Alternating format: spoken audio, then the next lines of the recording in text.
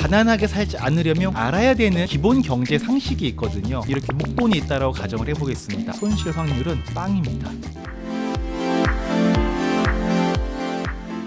안녕하십니까. 오늘도 영혼을 바쳐 일하는 남자 오영일입니다. 반갑습니다.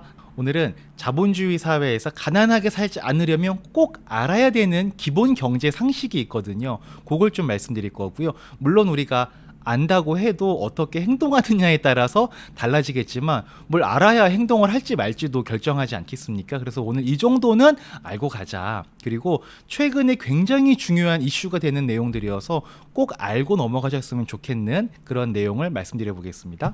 만약 여러분한테 지금 당장 안 쓰셔도 되는 여유자금이 한 3천만 원, 5천만 원 이렇게 목돈이 있다라고 가정을 해보겠습니다. 여러분은 그러면 그 돈을 어떻게 하시겠습니까?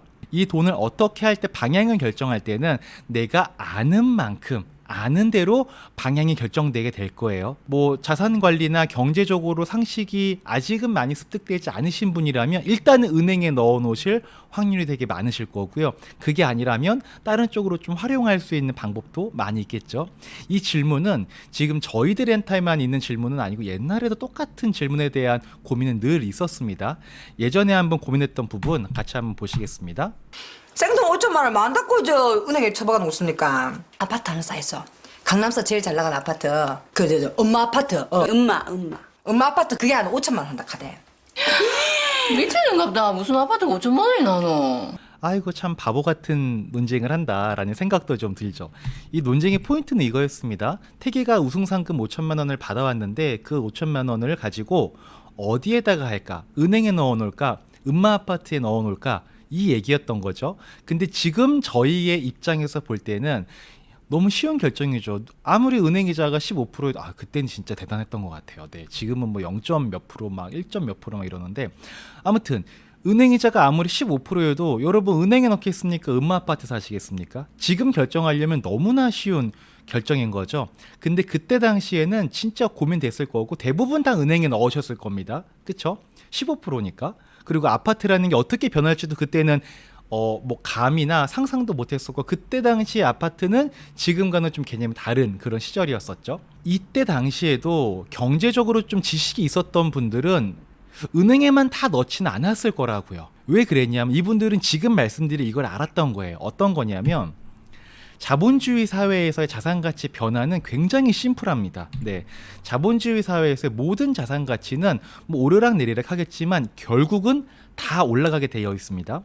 주식, 부동산 이루 말할 것도 없죠. 그리고 금, 버스비, 과자 가격, 세상에 안 올라가는 게 없죠. 물가와 자산가치는 계속 우상향으로 올라갈 수밖에 없는 그런 구조로 되어 있거든요. 다 올라갈 때 혼자 그냥 아래로 곤두박질 치는 녀석이 한 명이 있어요. 얘가 누굴까요? 다 올라갈 때 혼자 아래로 떨어지는 애가 있습니다. 얘가 누구냐면 바로 우리가 그렇게 애타게 사랑하고 늘 돈을 맡기고 있는 금리입니다. 네, 너무 슬픈 현실인 거죠. 그러면 여러분이 돈이 있으면 1번 주식이나 부동산, 금 이런 거에다 돈을 넣어 놓는다. 2번 금리에다가 넣어 놓는다. 단기적인 게 아니라 정말 안 써도 되는 돈 한 5년, 10년 이렇게 쭉 가지고 갈 수 있는 그런 돈을 운용할 때는 여러분 1번, 2번 어디에 넣으시겠습니까? 당연히 1번에 넣지 않겠습니까? 너무나 간단한 논리입니다. 시간이 지나면 지날수록 계속해서 이렇게 올라갈 수밖에 없어요. 근데 이게 지금까지는 이렇게 됐는데 만약에 앞으로는 여러분 이렇게 되겠습니까? 올라가던 거 멈춰서 쭉 금리 떨어지는 거 이제 다시는 안 떨어지고 쭉 이렇게 갈까요? 이렇게 간다에다가 배팅할 수 있는 분 혹시 있으십니까? 없으시죠. 반대로 올라가던 모든 자산 가치는 싹 떨어진다. 그리고 내려가던 금리는 다시 쫙 올라간다. 이렇게 될 거라고 생각하시는 분 있으십니까? 한 분도 안 계시다는 거예요. 결국은 우리도 알고 있습니다. 시간이 갈수록 금리는 계속 내려가는구나. 올라가기 쉽지 않구나. 심지어 이제 마이너스 금리라는 얘기까지 나오지 않습니까? 그리고 주식이나 부동산은 오르락 내리락 하지만 계속 올라가는구나. 버스비, 과자값 이런 것도 계속 올라가는구나. 우린 다 알고 있다라는 거죠. 근데 왜 계속 이렇게 올라갈 수밖에 없느냐? 저는요. 이거는 여러분도 이렇게 안 될 거라는 거 여러분도 동의하시죠? 그러면 저는 이 격차, 금리와 자산 가치의 격차는 점점점 더 벌어질 거라고 저는 100% 확신을 하고 있습니다. 세상에 100%가 없잖아요. 근데 저는 이거는 100% 확신합니다. 네. 금리는 점점점 낮아질 수밖에 없을 거고요. 그 자산 가치는 올라갈 수밖에 없을 겁니다. 왜 그러냐? 이게 되게 중요한 겁니다. 지금부터 잘 들으셔야 됩니다. 자산 가치가 올라갈 수밖에 없는 이유입니다. 만약에 어떤 이제 철수라는 친구가 있고 영이라는 친구가 있어요. 근데 둘 다 10,000원씩 가지고 있습니다. 근데 텀블러를 사고 싶은 거예요. 그래서 텀블러를 사기 위해서 철수랑 영이랑 경매를 합니다. 그러다 보면은 철수가 지불할 수 있는 최대 가격은 얼마예요? 10,000원. 영희가 지불할 수 있는 최대 가격은 얼마예요? 10,000원. 그러면 텀블러는 가장 비싸게 팔려봤자 얼마에 팔릴 수밖에 없어요? 10,000원으로 팔릴 수밖에 없는 거죠. 왜?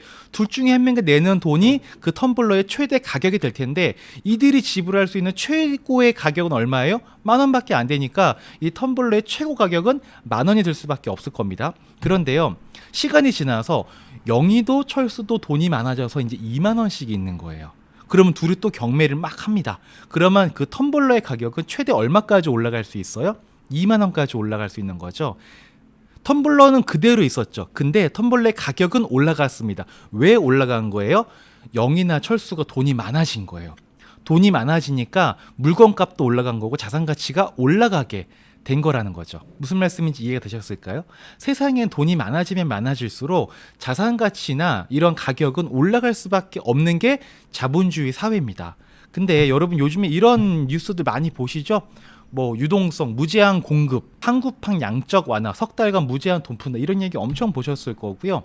그리고 이런 것도 보셨어요. 이거 연준의 대체 대조표 추인데요. 좀 어려운 건데 이게 막 올라가고 있잖아요. 저기 올라간다는 얘기는 미국의 연준이라는 한국은행 같은 미국의 연준이라는 곳에서 채권을 사고 돈을 시중에 푼다라는 얘기입니다. 그 얘기는 뭐냐면 세상에 돈이 많아진다는 얘기예요. 결국은 이런 기사들 볼 때마다 아, 세상에 돈이 엄청 많아지고 있구나 라고 보시면 되는 거예요. 그러면 세상에 돈이 많아지면 자산 가치는 올라가요? 떨어져요? 올라가는 거죠. 그러니까 제가 100% 확신을 하고 자산 가치는 계속 올라갈 수밖에 없을 거다. 그리고 이렇게 돈이 많아지면 금리를 올릴 수가 없습니다. 금리 올리면 사람들 다 진짜 너무 힘들어지거든요. 근데 세상 다 같이 망하자는 거예요. 다 같이 죽자라는 거예요. 금리를 올리기가 너무 힘들 겁니다. 그래서 세상에 돈은 많아지고 저금리는 심해질 수밖에 없고 그 결과 자산 가치, 자산 가격은 올라갈 수밖에 없다라는 거죠. 최근에 코로나 이후에 주가가 엄청 폭락했다가 빠르게 올라왔죠. 굉장히 빠르게 올라 저도 되게 많이 놀랬었는데 왜 빨리 올라왔냐? 돈이 많아지니까. 이걸 전문 용어로 뭐라 그래요? 유동성 장세라고 부르는 거죠. 자, 여러분 다시 한번 질문 드려보겠습니다. 여러분께서 당장 안 쓰셔도 되는 여유 자금이 막 있어요. 이 돈 어떻게 하실래요? 이렇게 점점점 내려가고 다시는 고개를 들어 올리지 못할 것 같은 그런 금리에다가 돈을 넣어 놓으실래요? 아니면 세상에 돈이 많아지니까 점점 가격이 올라갈 수밖에 없는 이런 자산들에다가 돈을 넣어 놓으시겠습니까? 너무나 쉬운 결정인 거죠. 근데 막상 그래, 야 오영일 여기까지는 이해는 됐어. 근데 금리에 넣으면 안 될 건 나도 알겠어. 근데 어떤 자산에다가 내 돈을 넣어 놓으란 말이냐, 그걸 모르겠다. 그럴 수 있으십니다. 근데 간단한 거죠. 여러분 이거 다 아시죠? 파란 색깔 또 하나의 가족. 옛날에 슬로건 있었잖아요. 이번에 우리 동학개미 운동에서 증명됐죠. 또 하나의 가족입니다. 정말 또 하나의 가족이에요. 네, 삼성전자가 과거에 비해서 지금은 액분을 해가지고 금액이 적어졌지만 가치는 굉장히 많이 올라간 거죠. 이거 삼성전자가 지금까지는 막 올라왔지만 앞으로는 올라가는 걸 절대 할 수 없고 꼬꾸라질까요? 쭉 가기만 할까요? 다시는 삼성전자가 옛날처럼 올라갈 수 없을까요? 만약에 여러분이 저랑 내기를 하십니다. 삼성전자가 앞으로 10년 동안 10년 이내에 지금보다 올라간다 떨어진다. 내기하면 여러분 올라간다에 배팅하실래? 떨어진다에 배팅하실래? 저는 올라간다에 배팅할 겁니다. 너무나 간단한 일인 거죠. 이제 돈이 풀리니까 삼성 얘네들도 올라갈 수밖에 없을 거고, 또 이제 코로나 이후 포스트 코로나 시대에는 반도체 수요가 굉장히 많아질 거거든요. 삼성전자 반도체 최고잖아요. 어떻게 안 올라가겠냐고요. 그래서 많은 사람들이 이번에 뭐 동학개미 운동이라고 이름이 지어졌었던 그런 일이 있었던 거죠. 근데 한 가지 안타까운 거, 이제 좀 올라가는 것 같으니까 많은 분들이 이제 삼성전자 팔까 매도할까 막 이런 말도 막 나오고 벌써부터 네. 이제 막 이제 수익 실현해야 되는 거 아니냐 막 이런 말씀들을 막 하시더라고요. 꼴랑 3개월 정도 지났는데 네, 우리 그렇게 단타 치려고 시작했던 거 아니니까 만약에 그러신 분들이 있더라면은 좀 더 가지고 가셔도 되지 않을까, 저는 개인적으로 그런 생각 가지고 있습니다. 그리고 구글. 여러분 유튜브 많이 보시잖아요. 지금 이 영상도 유튜브로 보고 계시잖아요. 유튜브가 어디 거예요? 구글 거지 않습니까? 그러면 구글이 포스트 코로나 이후에 잘 될까요? 잘 안 될까요? 저는 잘 될 것 같아요. 쟤네가 쉽게 안 망할 것 같아요. 쉽게 안 망할 것 같은데 전 세계적으로 막 돈도 막 푼대요. 특히나 구글에 있는 미국은 돈을 진짜 무지무지 막지 푼대요. 왜? 기축통화니까 마음껏 풀 수 있거든요. 그럼 저런 데다가 우리 돈 일부 좀 넣어놓으면 괜찮지 않겠습니까? 애플, 네, 뭐 이제는 얘네는 단순하게 핸드폰만 만들어서 파는 그런 회사가 아니라고도 볼 수 있는 거죠. 클라우딩 컴퓨팅 뭐 이런 것들에 대해서 굉장히 사업성이 있는 나라 그 회사이기 때문에 분명히 매력이 있습니다. 그리고 페이스북, 페북은 요즘이 안 하지만 인스타그램이 페이스북 거잖아요. 네, 인스타 연세가 좀 있으신 분들, 저도 인스타는 잘 안 하거든요. 근데 지금 젊은 사람들은 인스타 다 합니다. 이 사람들이 연령이 증가함에 따라 인스타를 대체할 게 생기지 않으면 인스타는 계속 할 거예요. 계속 연결되고 있습니다. 그리고 페이스북 같은 경우에 지금 암호화 화폐를 추진하는 게 굉장히 매력이 있는 사업성이 있는 거죠. 이런 데다가 우리 돈 일부 좀 넣어놓으면 좀 괜찮지 않을까. 네, 아마존 이거는 뭐 말할 것도 없죠. 네, 뭐 아마존 이거 말할 것도 없고요. 뭐 넷플릭스 요즘 많이들 보시고요. 뭐 마이크로소프트 말할 것도 없죠. 이런 회사에다가 우리가 돈을 투자해 놓으면 어떨까라는 거예요. 근데 또 이럴 수 있죠. 내가 이런 거 하나하나 일일이 꼽아서 이렇게 하려니까 어렵다. 괜찮아요. 뭐가 어렵습니까, 여러분? ETF 있잖아요. 저도 이런 개별 주식은 안 합니다. 그냥 이렇게 ETF 하는 거예요. ETF 사면 그 안에 다 담겨 있잖아요. 아까 제가 말씀드렸죠. 삼성전자 살 거면은 저는 종목 투자를 안 하니까 반도체 ETF 사면 되는 거고요. 뭐 구글, 뭐 마이크로소프트, 아마존 이런 거 모르겠다. 그냥 우리 나스닥, QQQ 이런 거 사면 되는 거지 않습니까? 네, 간단합니다. 근데 또 오영일 네 말 다 이해는 돼. 지금 아까 보여줬던 것처럼 이렇게 금리는 내려가고 자산 가치는 계속 올라갈 것 같고 세상에 돈이 많아지는 만큼 자산 가치는 계속 올라갈 거고 금리는 계속 낮아질 거야. 오케이, 동의가 돼. 그리고 이런 굴지의 회사들의 돈 넣어놓는 거 오케이. 그 종목 고르기 힘드니까 ETF라는 거 인정. 근데 나 무서워 라고 생각이 드실 수도 있어요. 네, 근데 여러분 장기 투자할 때는요 정말 괜찮습니다. 이게 하루 정도 투자하시면은요 맨 왼쪽이 오른쪽 그래프인데 하루 투자하면 손실 확률이 48%래요. 근데 오른쪽 끝으로 가보면 1년 투자했을 때 손실 확률은 35%래요. 근데 그 밑에 빨간 박스 보시면요 만약에 우리가 20년 투자한다 그러면 손실 확률은 빵입니다. 왠지 아시겠죠? 특별한 게 아니 인덱스라는 것 자체가 돈이 많아지는 만큼 올라갈 수밖에 없다라는 거예요. 네, 이거 지금 돈 번다라는 게 아니고 손실 확률을 말씀드리는 건데 장기 투자하면 할수록 굉장히 안정적이다라고 여러분 보시면 된다라는 거죠. 근데 우리가 보통 한 10년, 20년 장기 투자하는 거 여러분 다 가지고 계십니다. 어떤 거 있어요? 퇴직연금이잖아요. 퇴직연금은 퇴직할 때 적어도 55세 이후에 받으시는 거잖아요. 근데 퇴직연금도 나중에 제가 한번 말씀드리겠지만 DC형이 있고 DB형이 있잖아요. DC형은 근로자가 선택을 하는 건데 DC형 같은 게 가장 안타까운 게 여기 보시면 이거 실제입니다. 정기예금에 거의 다 들어가 있어요. 퇴직연금 보통 이제 사회초년생 때 들어가서 뭐 5년, 10년이 아니고 보통 10년, 15년, 20년 이렇게 가져가는 건데 저 돈이 금리형에 들어가 있다고. 얼마나 아까운 겁니까? 내가 따로 목돈 모아서 투자하는 건 그렇다 쳐도 퇴직연금은 내가 모으는 게 아니라 회사에서 알아서 떼주는 거잖아. 내가 만져보지도 못하는 그런 돈이잖아. 없다고 생각하고 사는 그런 돈이란 말이에요. 어차피 장기 투자할 돈인 거고 그럼 그걸 왜 정기예금에 넣어두냐고요. 너무나 안타까운 거죠. 네, 제가 다음번에 퇴직연금 어떻게 투자하면 되는지 정말 디테일하게 한 번 더 말씀을 드릴 수 있도록 하겠습니다. 퇴직연금 관리부터 시작해서.